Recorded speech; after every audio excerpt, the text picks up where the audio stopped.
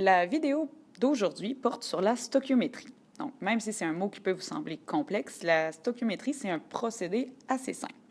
Si on regarde la définition donnée par votre livre Sciences Tech, il est écrit que la stoichiométrie est l'étude des rapports de quantité de substances impliquées dans des réactions chimiques.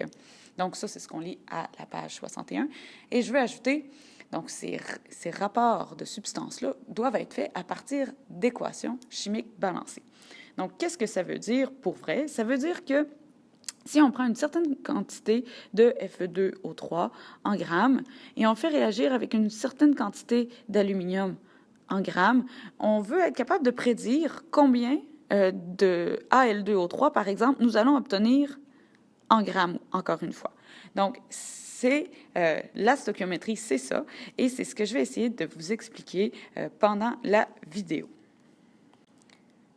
La première étape, quand on veut faire de la stoichiométrie, c'est toujours, et j'ai dit toujours, de venir balancer l'équation chimique. Donc, je vais numéroter les étapes en rouge. Donc, je répète, la première étape est de balancer l'équation chimique. Alors, on se souvient qu'on sélectionne d'abord la molécule la plus complexe, dans ce cas-ci, le Fe2O3, et ensuite, on vérifie chacun des atomes. Premièrement, le fer. J'ai 2 fers à gauche. Je vais ici avoir seulement un fer, donc je dois multiplier par 2 pour avoir 2 atomes de fer de part et d'autre de ma flèche. Ensuite, je poursuis avec l'oxygène. Dans les réactifs, j'ai 3 atomes d'oxygène. Dans les produits, j'ai 3 atomes d'oxygène. Ça fonctionne. Et on termine avec l'aluminium. De ce côté-ci, j'ai 1 atome d'aluminium. De l'autre côté, j'ai 2 atomes d'aluminium. Alors, je vais venir multiplier par 2 ma molécule d'aluminium juste ici. Maintenant, pour vous expliquer ce qu'est la stoichiométrie, on va déjà travailler sur un exemple. Donc, mon exemple, c'est si je vous donne 85 grammes de Fe2O3, combien de grammes d'aluminium, donc combien de grammes d'aluminium ai-je avoir besoin pour que cette réaction chimique-là se déroule comme il faut, pour que cette réaction chimique-là réagisse? Ce qui est important de comprendre, c'est que lorsqu'on regarde une équation chimique, tous les chiffres dans l'équation chimique, ce sont des moles ou des quantités de molécules. Ce ne sont pas des grammes. Alors, il va falloir toujours, lorsqu'on a des grammes, comme ici on a 85 grammes, il faut toujours transformer les grammes en moles. Donc, c'est ce que va être notre deuxième étape. On se souvient que la première étape, c'était de balancer l'équation chimique. Alors, la deuxième étape, juste ici, ça va être de transformer 85 grammes de Fe2O3 en moles de Fe2O3. Donc, je vais mettre un point d'interrogation. Combien de moles de Fe2O3 avons-nous? Donc, pour trouver la masse de 1 mol de Fe2O3, je dois aller dans mon tableau périodique et d'abord trouver la masse molaire du fer. Donc, la masse molaire du fer est de 55,845. Alors, juste ici, je vais écrire 55,845 grammes par mol, que je vais multiplier par 2 parce que j'ai 2 moles de fer dans 1 mol de Fe2O3, donc je fais fois 2. Et ensuite, je vais aller chercher la masse molaire de l'oxygène, juste ici. Donc, c'est 15,999. Donc, je vais faire plus 15,999 grammes par mol, que je vais multiplier par 3 parce que nous avons ici 3 atomes ou 3 moles d'oxygène par mol de Fe2O3.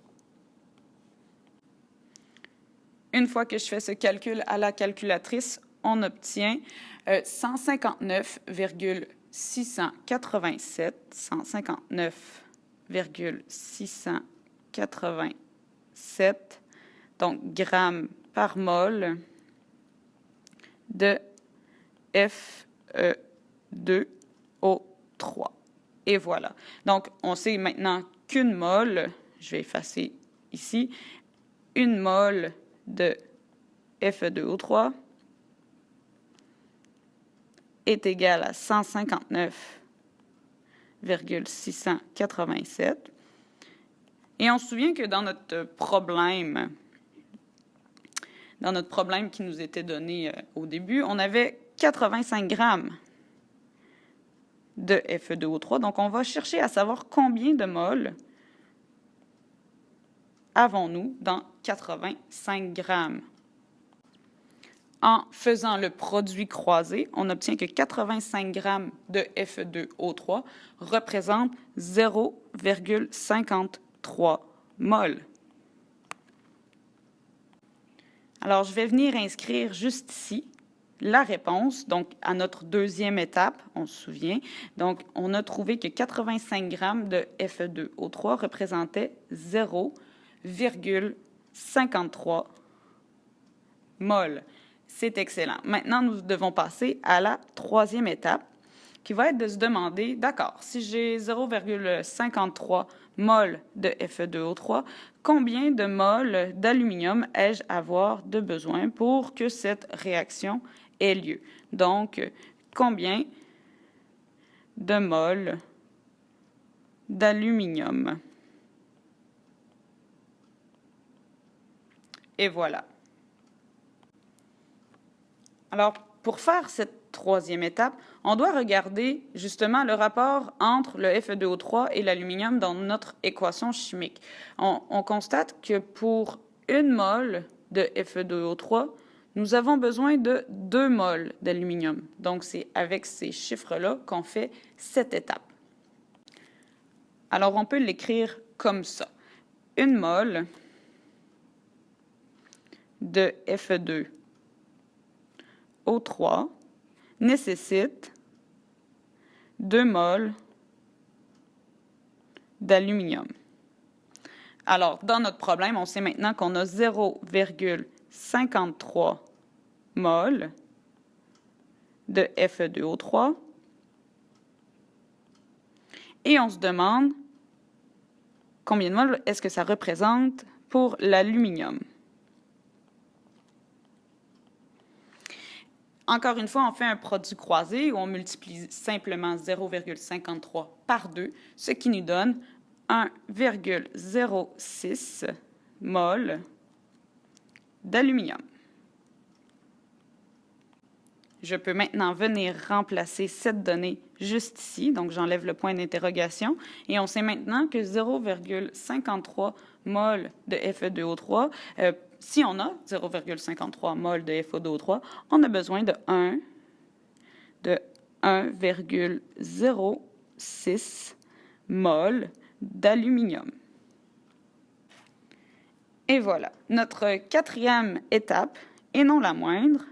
Donc, la quatrième étape, ça va être maintenant de se demander, si j'ai 1,06 mol d'aluminium, combien de grammes d'aluminium ai-je avoir besoin pour que ma réaction ait lieu? Donc, je vais enfin pouvoir répondre à la question.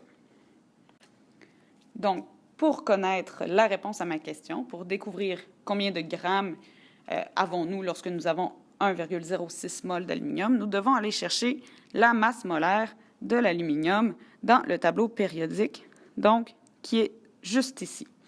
Ensuite, nous venons l'écrire.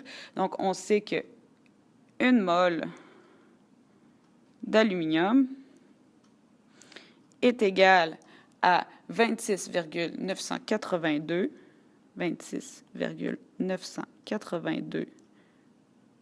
grammes. Et maintenant, on se demande si j'ai 1,06 mol, combien de grammes vais-je avoir? Alors, on fait encore une fois un produit croisé, ce qui va nous donner que 1,06 mol est égal à 28,60 grammes. Alors, j'ai finalement la réponse à ma question. Je sais qu'avec 85 grammes de Fe2O3, j'ai besoin de 28,60 grammes d'aluminium pour que la réaction ait lieu. Donc, pour que toutes mes 85 grammes de Fe2O3 réagissent, j'ai besoin d'exactement 28,60 grammes d'aluminium. C'est maintenant à vous d'essayer. Je vous donne un nouvel exemple. Donc, si vous avez 3 grammes de NaN3, combien de grammes de diazote,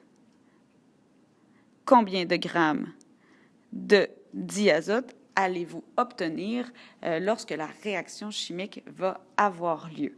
Donc, je vous laisse essayer. Une fois que vous avez terminé, vous pouvez aller à la page 53 de votre cahier ST-STE où la démarche est décrite. Donc, bonne chance à tous.